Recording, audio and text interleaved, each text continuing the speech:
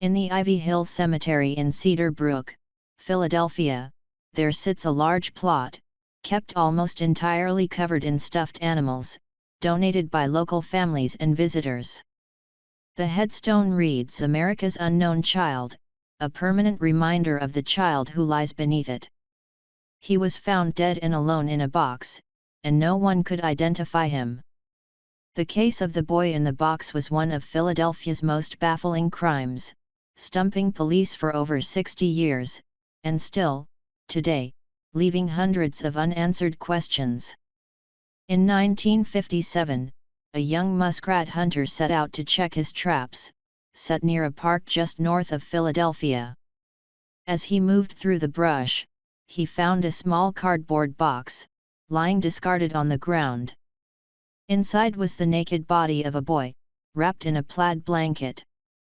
Fearing that the police would confiscate his traps if he alerted them to the box, the young hunter ignored it, and resumed hunting.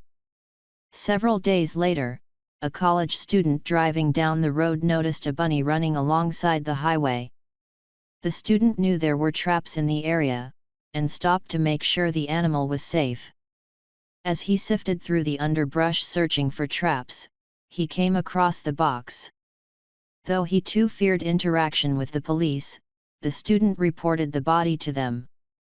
Given that the boy was young, between 3 and 7 years old, police were hopeful that he would be quickly identified.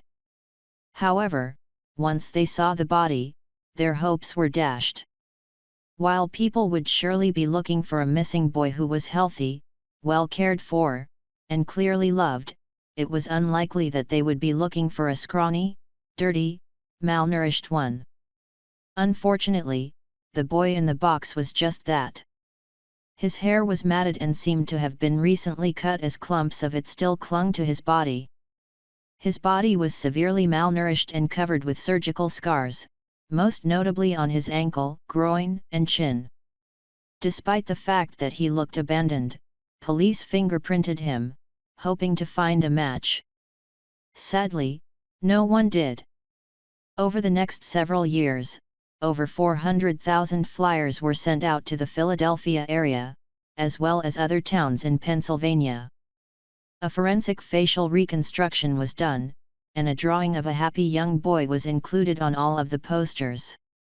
Flyers were posted in police stations, post offices, and even included in the envelopes with gas bills, but still, no one came forward with information. The crime scene itself was searched several times, but apart from several items of children's clothing, all of which led nowhere, there were no leads. To this day, the boy's identity remains as much a mystery as it was in 1957. Though the case has run cold, the publicity and interest in the case by amateur investigators have turned up a couple notable theories throughout the years.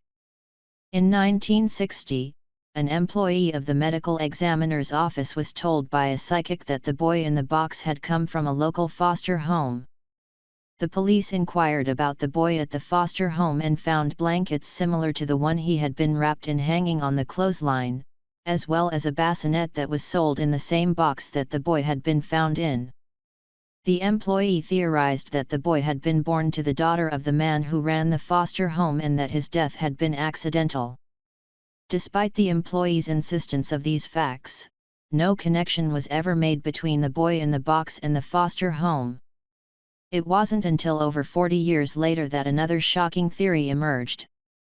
A woman, referred to only as M, came forward, claiming that the boy had been purchased by her abusive mother, and abused for several years in her home. M claimed that after the boy vomited up his dinner of baked beans, her mother had bashed his head against the wall as punishment. Then, she'd attempted to bathe him, during which he had died. The police initially followed this lead, as there were remains of baked beans in the boy's stomach, and his fingers appeared to be water-wrinkled. Those were both pieces of information that were never shared with the public.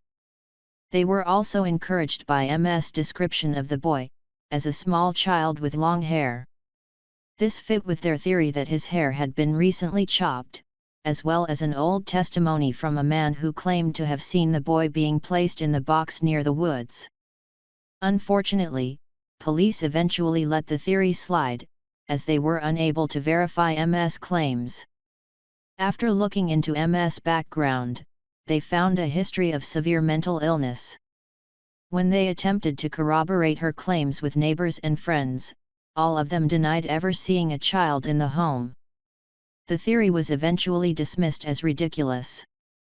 Several other theories have been presented over the years, though all of them have eventually been discounted. It seems that the mystery of the boy in the box might never be solved, and that America's unknown child could remain that way forever.